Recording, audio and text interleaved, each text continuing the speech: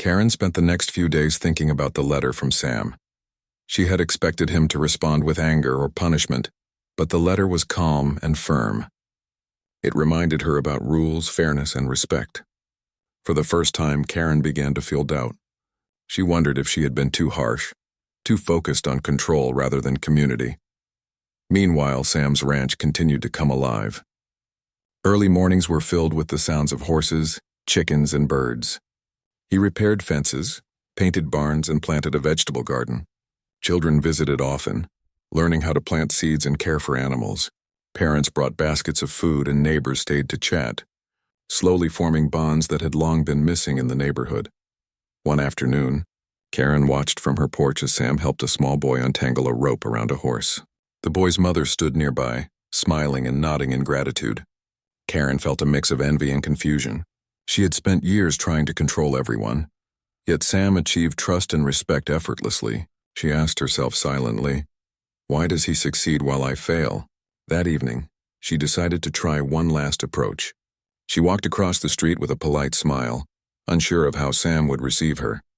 Sam was tending to his garden, watering rows of young plants. He looked up and greeted her warmly. "Good evening, Karen," he said calmly. "How are you today?" Karen cleared her throat. I want to apologize," she said, her voice soft.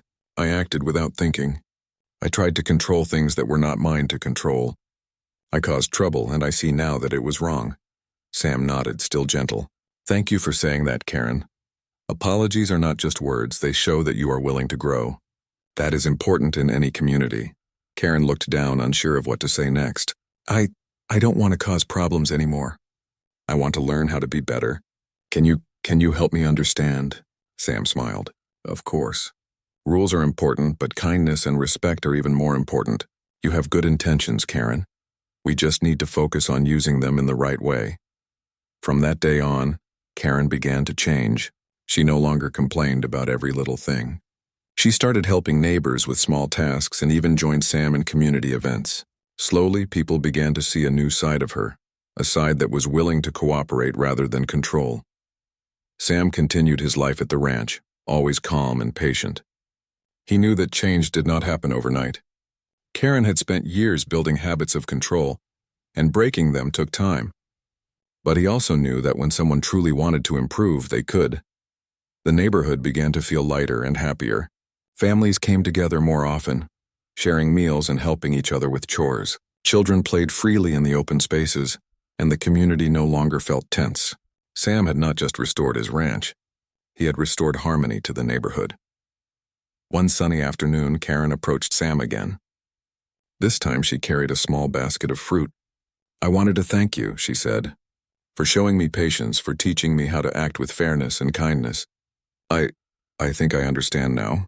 Sam accepted the basket with a smile. "It is my pleasure, Karen. Every community is stronger when neighbors help each other rather than fight. That is the real power of a good neighborhood." Karen nodded. She felt a warmth she had never felt before.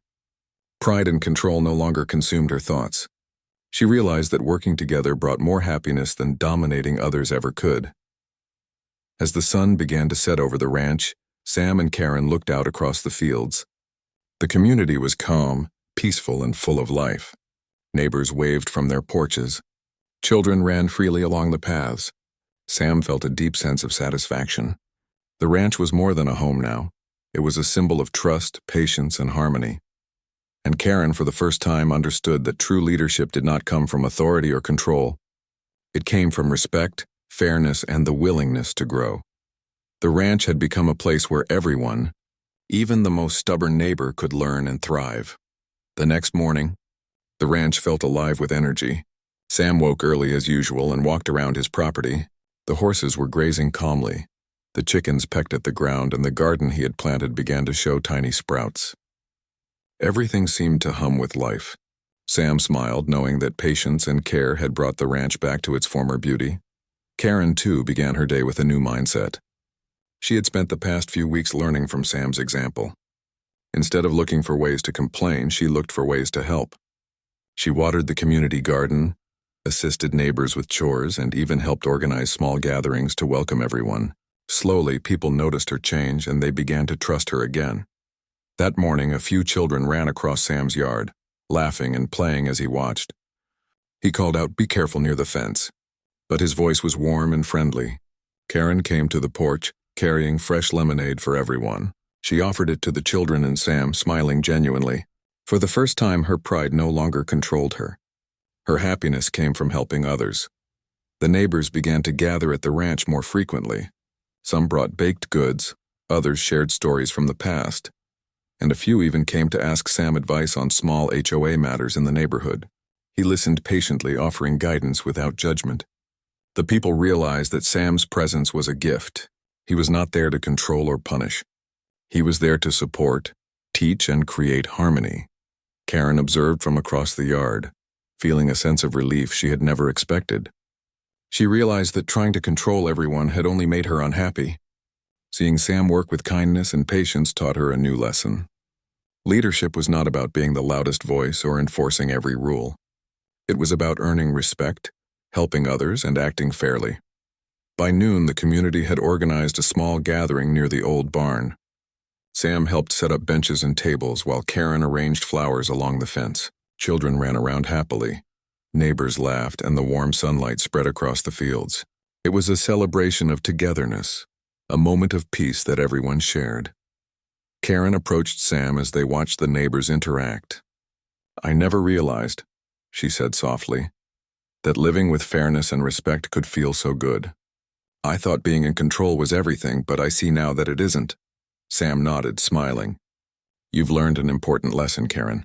Respect and patience are stronger than control. A good community grows when everyone works together, not against each other." Karen looked around at the ranch, the neighbors, and the children. She felt a sense of pride, but this time it was different. It was not pride in control, but pride in being part of something bigger, in being helpful and in contributing positively. She knew she had changed, and she liked it. As the sun began to set, Sam walked through the ranch, enjoying the quiet moment. Karen followed, carrying a basket of fruit to share with some of the neighbors who were leaving.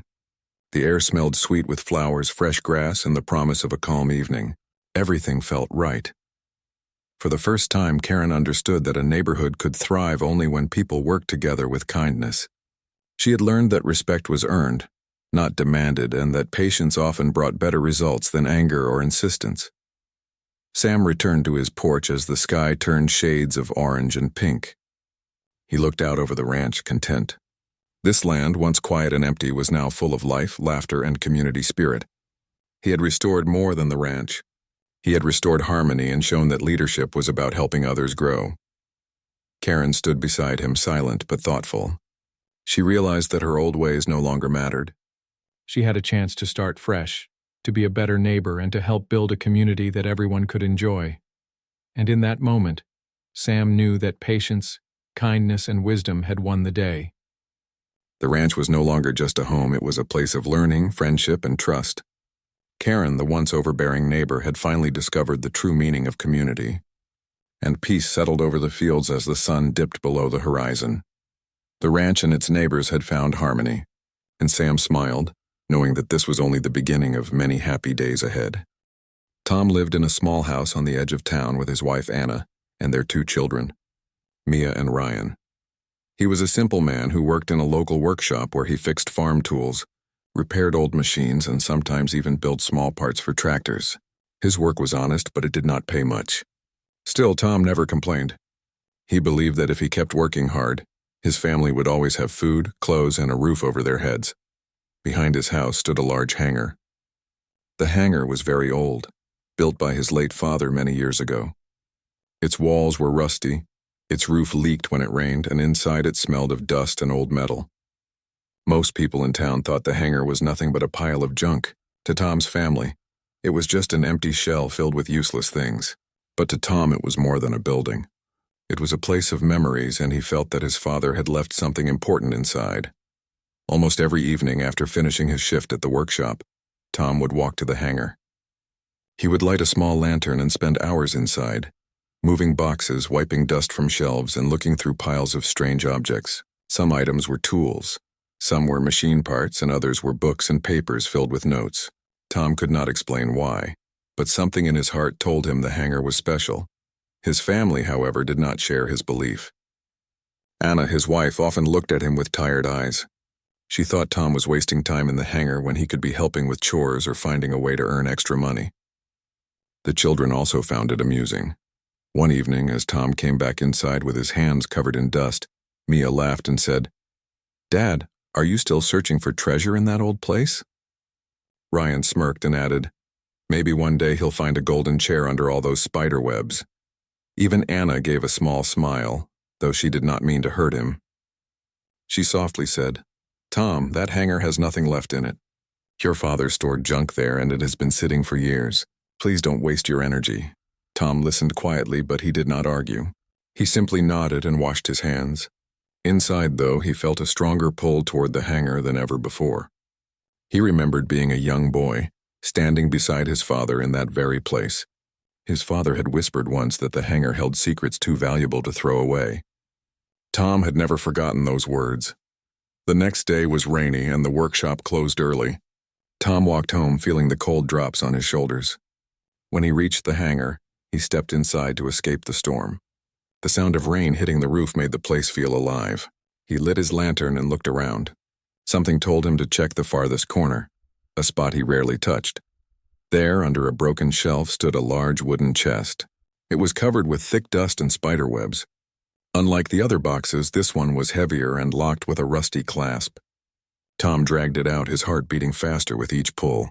With his old screwdriver, he pried the lock open. It broke with a sharp snap and the chest creaked as he lifted the lid. Inside were layers of worn-out cloth. He pulled them away carefully, and underneath lay a bundle wrapped in cracked leather. His hands trembled as he unwrapped it. To his surprise, inside were several sheets of paper filled with diagrams and drawings. The sketches showed strange machines and designs that he had never seen before. The handwriting belonged to his father. Alongside the papers sat a small metal box, polished and shining even after years in the dark. Tom stared at the discovery, his breath caught in his chest. All these years his family had laughed at him for spending time in the hangar. They had called it useless, a pure waste of time. But as he touched the papers and the metal box, Tom felt certain that he had finally found something important.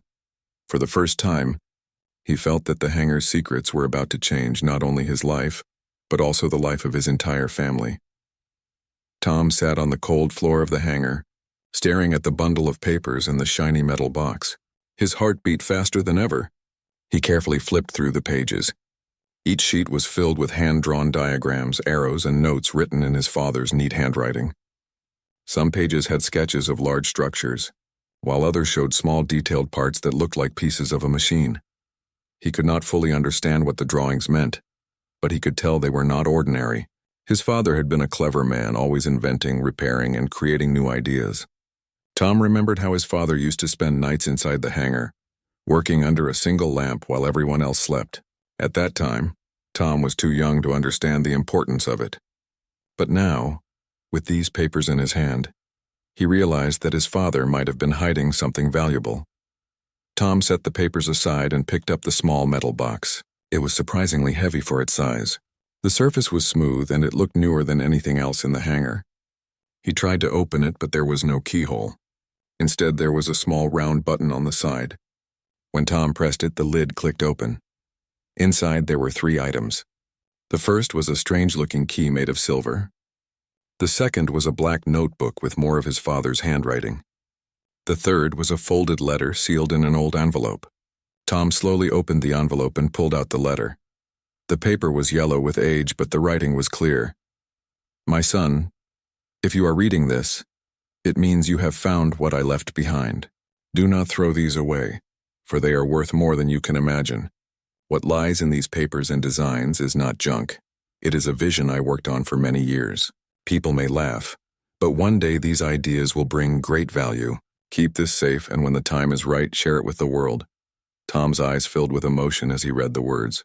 His father had known that people would not understand. He had known they would call it useless. Yet he had also trusted Tom to discover it one day. That evening, Tom carried the bundle of papers and the box into the house. He placed them on the dining table. Anna was cooking dinner, while Mia and Ryan were finishing their schoolwork. When they saw the dusty items, they rolled their eyes. "More junk from the hangar?" Ryan said with a grin. Mia laughed and added, Maybe Dad thinks he's a treasure hunter now. Anna sighed but stayed quiet. She did not want to hurt Tom, but she truly believed it was nothing important. Tom ignored their laughter. He gently opened the notebook and showed them the pages. "These are your grandfather's designs," he said. He was working on something big. "Look at these machines. They are not ordinary." But the children only shrugged. The sketches looked confusing to them. To their young eyes, it was just a collection of lines and circles. Anna touched Tom's arm and softly said, "I know these papers mean a lot to you, but they don't change anything. We need money for bills, not old drawings." Tom quietly gathered the items and took them back to the hangar, yet instead of feeling discouraged, he felt stronger. His father's letter gave him confidence.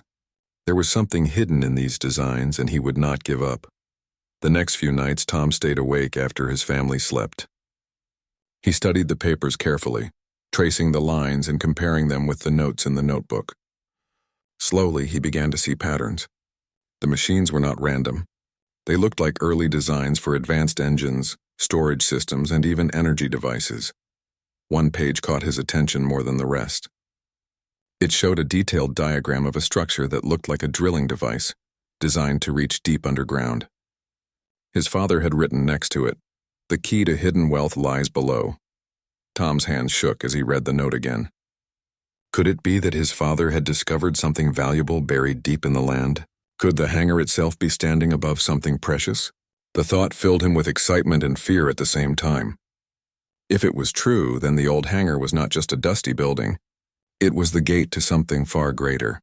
Tom whispered to himself, "This is not a waste of time. I will prove it." For the first time in years, he felt a spark of hope. The next morning, Tom woke up earlier than usual. The rain had stopped and the air outside was fresh and cool. He stood near the window looking at the old hangar. His father's words from the letter echoed in his mind again and again. The key to hidden wealth lies below. Tom felt as if his father was speaking to him, guiding him toward something important. After breakfast, he told Anna he would spend some time in the hangar. She gave him a tired smile but said nothing more. She no longer argued, knowing that nothing could stop Tom from going there. The children, however, still laughed. Ryan teased, "Dad, maybe you'll find a gold mine under the floor," Mia added, "or maybe just more dust." Tom simply smiled at them and walked outside with the bundle of papers and the notebook. He did not let their words bother him. Deep inside, he felt closer than ever to the truth. When he entered the hangar, sunlight streamed through the broken roof. Dust floated in the air, making the place look almost magical. Tom spread the papers across a wooden table and studied them again. The design of the drilling machine fascinated him. His father had clearly spent years creating those drawings. The details were too precise to be random ideas. Tom picked up the silver key from the metal box. He turned it in his hands, wondering what it could unlock. There was no lock in the hangar that matched it, yet his father had placed it carefully inside the box. It had to mean something. He began searching the hangar more thoroughly. He checked every corner, every shelf, and every trunk. Hours passed, but he found nothing unusual. Then his eyes fell on the floor. The wooden boards near the far wall looked different, as if they had been replaced at some point. He knelt down and tapped on them. The sound was hollow. His heart raced. He rushed to get a small hammer and pried open one of the boards. Beneath it was a narrow space covered in dust. Tom carefully pulled out a small iron chest hidden under the floor. Unlike the wooden chests, this one had a silver lock. With trembling hands, Tom slid the silver key into the lock. It turned smoothly and the chest opened with a soft click. Inside lay more rolled-up papers, a small glass jar filled with shiny black stones, and another folded letter. Tom opened the letter quickly. "My son, if you have found this chest, then you are ready. What you see before you is part of a discovery I made but could not finish. These black stones are rare minerals, more valuable than gold. They come from deep beneath this land. I built the design for a machine that can reach them. Do not let anyone call it junk. The world will one day see the value of what lies here." Tom could hardly believe what he was reading. The black stones glittered under the sunlight. They looked unusual, unlike any rock he had ever seen. He realized his father had been right all along. The hangar was not just a storage place. It was the key to something powerful. That evening, Tom carried the iron chest into the house.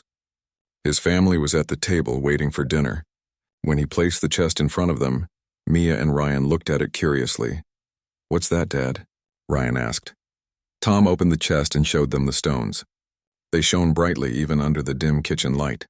The children's eyes widened. "Where did you get these?" Mia asked in surprise. Tom calmly replied, "From under the hangar. Your grandfather left them there along with more papers. These are not ordinary stones. They are valuable minerals. Your grandfather discovered something big, and now it is our turn to finish his work." Anna stared at the stones with disbelief.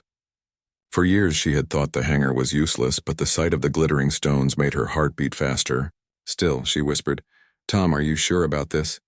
"Maybe they are just shiny rocks." Tom shook his head. "No, Anna, I know they are more than that. My father would not have hidden them otherwise. We must trust him." The children exchanged glances. For the first time, they did not laugh. They sensed something serious in their father's tone. Tom placed the stones back into the chest and closed it firmly. He looked at his family with determination. "This is only the beginning. If my father's machine works, then we might be sitting on a discovery bigger than anything we can imagine." His words hung in the air, filling the small room with silence. For the first time, the family began to wonder if the old hangar was not a waste of time after all. The next morning, Tom could not stop thinking about the black stones. He had placed the iron chest safely back inside the hangar, but the image of those glittering minerals stayed in his mind. If his father was right, they were worth more than gold. The idea both excited him and made him nervous. After breakfast, Tom decided to study the notebook again. He sat in the hangar, flipping through the pages filled with his father's handwriting. The more he read, the more he realized that his father had discovered something far beyond ordinary farming tools or machines. The notes described a new kind of energy source hidden deep underground. The black stones were not just minerals. According to his father, they could release a powerful energy that might change industries one day. Tom felt amazed but also unsure of what to do. He had no training as a scientist, only simple knowledge as a mechanic. He knew how to repair tractors, engines, and broken machines, but this was different. These designs were complicated, and the machine his father had drawn was larger than anything he had ever worked on. That evening, when Anna saw him sitting quietly, she asked Tom, "What is troubling you?" Tom looked at her seriously. "Anna, I think your doubts about the stones are natural, but I cannot ignore what my father left us. These are not ordinary rocks. They have energy inside them. He even built designs for a drilling machine that can bring out more of them. If he was right, then what lies beneath us could be life-changing." Anna listened silently. She wanted to believe him, but years of watching him spend time in the hangar made her cautious. Still, she saw the determination in his eyes and decided not to discourage him anymore. "If this is what you truly believe," she said softly, "then follow it. Just promise me you will be careful." Tom nodded. Her support, even if unsure, gave him more courage. The next day, Tom visited the town library. He searched for books about minerals and energy. He compared the information with his father's notes. What he found shocked him even more. The descriptions of rare minerals in those books matched the black stones almost exactly. Some records even mentioned that scientists were still searching for such minerals because of their high energy potential. Tom returned home with his heart racing. He was now certain his father had discovered something great long before others had even spoken of it. That evening, he gathered his family in the kitchen again. "Listen carefully," he said. "This is not just about shiny stones. These minerals are rare and powerful. If we find more of them, they could be worth millions. But to reach them, I must try to build the machine your grandfather designed." Ryan frowned. "But Dad, how will you build such a big machine?" "We don't have money for that." Tom smiled gently. "I will not build it all at once. I will start small, step by step. I have the skills to make simple parts. With time, I can put them together. Your grandfather believed in this, and now I must believe too." For the first time, Ryan and Mia did not laugh at their father. They looked at him with a mix of surprise and respect. Anna still looked worried, but she no longer called it a waste of time. That night, Tom returned to the hangar with new energy. He cleared a space in the middle, swept the dusty floor, and set up a small table with tools. The hangar, once filled with forgotten boxes, now felt like a workshop with purpose. He pinned his father's diagrams to the wall and lit a lamp under them. Slowly, he began working on the first part of the drilling machine. He used old iron rods, bolts, and gears he had collected over the years. His hands moved with skill, guided by both his own knowledge and his father's drawings. Hours passed as he shaped metal, tightened screws, and tested small pieces. The sound of tools echoed through the night, replacing years of silence in the hangar. When morning came, Tom stepped back to look at the progress. It was only a small section of the design, but it was real. It was the beginning of something greater. He wiped sweat from his forehead and whispered, "I will finish what you started, Father." Meanwhile, his family watched him from the doorway. For the first time, Mia said quietly, "Maybe Dad is not wasting his time after all." Ryan nodded slowly. "Maybe he's building something that will change everything." The hangar, once a place of laughter and doubt, was now becoming a place of hope. Days turned into weeks, and the old hangar was no longer a forgotten storage place. It had become Tom's workshop, filled with the sound of clanging metal and the smell of oil. Every evening after work, he returned to the hangar, studying his father's diagrams and building small parts of the drilling machine. His hands were rough and tired, but his heart was full of determination. At first, the machine looked like nothing more than a pile of metal rods and bolts. But slowly, shape began to form. The first section of the drill head was ready, heavy and sharp. Tom tested its strength by pressing it against thick wooden planks, and to his relief, it cut through with surprising ease. He knew the real test would be the ground, but for now, even a small success gave him courage. His family watched him closely. Mia sometimes brought him water while he worked.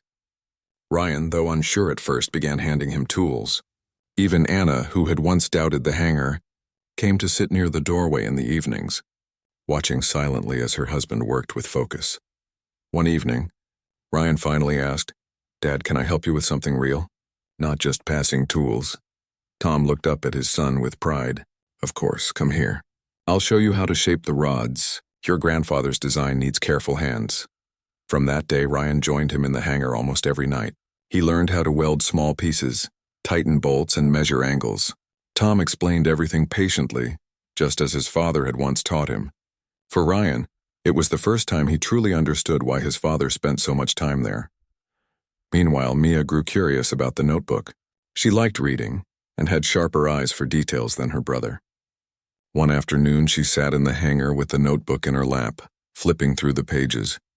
"Dad," she said, "I think these notes are more than just machine parts. Look here." He wrote numbers and measurements about the land. Maybe he was studying where to drill.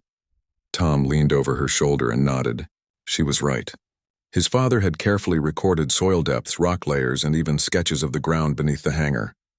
It became clear that the old man had discovered signs of a rich mineral deposit but had never completed his work. "Good eyes, Mia," Tom said warmly. "Your grandfather was mapping the land. These numbers will guide us to the right spot." The children felt proud for the first time, as if they were part of something important. The family, once divided by laughter and doubt, was now working together with hope. As the machine grew, Tom faced many struggles. Some parts were too heavy for him to lift alone. Sometimes the old tools broke and he had to repair them before continuing. There were nights when he grew so tired he wanted to stop, but then he remembered his father's letter and pushed himself again. Anna worried about his health, but admired his strength. One evening, she brought him a warm meal and sat with him under the dim light of the lantern. "Tom," she said softly, "I may not understand all this, but I see how much it means to you. I will not call it a waste of time anymore. You are proving that your father's dream still lives." Tom smiled at her words, feeling grateful for her support. He took her hand and whispered, "Thank you, Anna. I promise this will not be for nothing. Our children will see a better life because of this." By the end of the month, the drilling machine was nearly complete. It stood tall in the hangar, made of iron and gears with a powerful head designed to break through the earth. It was not perfect, but it looked strong enough to begin the first test. On the morning of the test, Tom called his family together. "Today we will find out if your grandfather's design works," he told them. "If it does, everything will change." The family gathered around the machine, their eyes filled with both excitement and fear. Tom placed the black stones on a small shelf nearby, as if his father's discovery was watching over them. With a deep breath, Tom pulled the lever to start the machine. The gears rattled, the drill head spun, and the ground beneath them trembled. Dust rose as the sharp head bit into the floor of the hangar. Anna held Mia's hand tightly while Ryan stood close to his father, ready to assist. The sound was loud, but to Tom it was the sound of hope. The machine was alive, and the secret beneath the land was about to be revealed. The hangar trembled as the drill bit sank deeper into the earth. Dust and small stones scattered across the floor, but Tom did not stop. He held the lever steady, listening to the low hum of the machine. This was the moment he had been waiting for, the moment his father had dreamed about. Mia and Ryan watched with wide eyes. For weeks they had seen their father work tirelessly, building the machine, studying the notes, and refusing to give up. Now they understood why he had spent so much time in the hangar. This was not just work. It was a legacy. Anna stood a few steps back, her hands resting on the edge of the table. She felt her heart racing. For years she had worried that Tom was wasting his life on old designs and dusty boxes. Now she could see the truth unfolding before her eyes.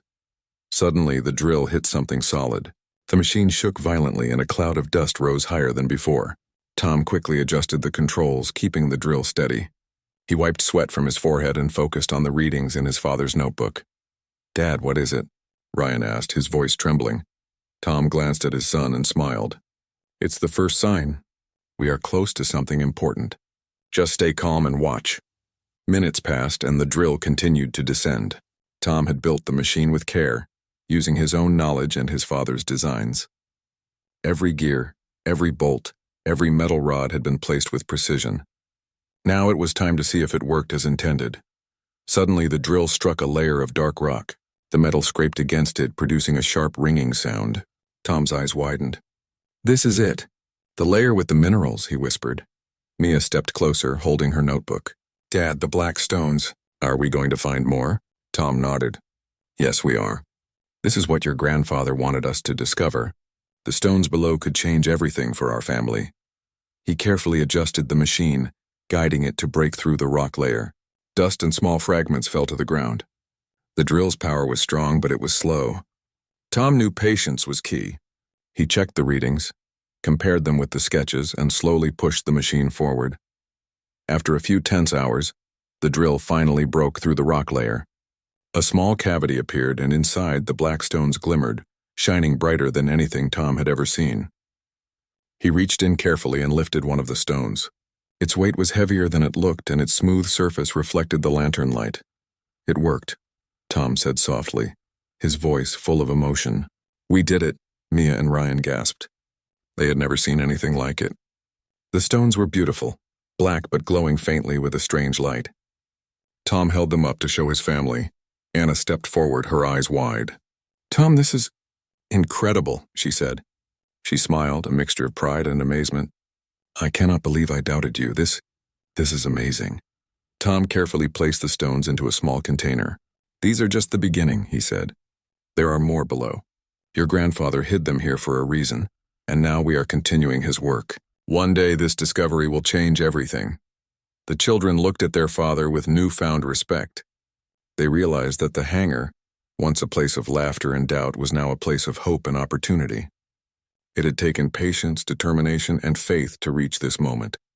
And Tom had shown them all that nothing was impossible if you never gave up. As they packed the first batch of stones safely, Tom thought about the future. He knew there would be challenges ahead, more digging, more construction, and careful planning, but he felt confident. His father's vision was alive, and now it was in their hands. For the first time in years, the hangar was not just old wood and rusted metal. It was the center of a discovery that could bring fortune and pride to their family.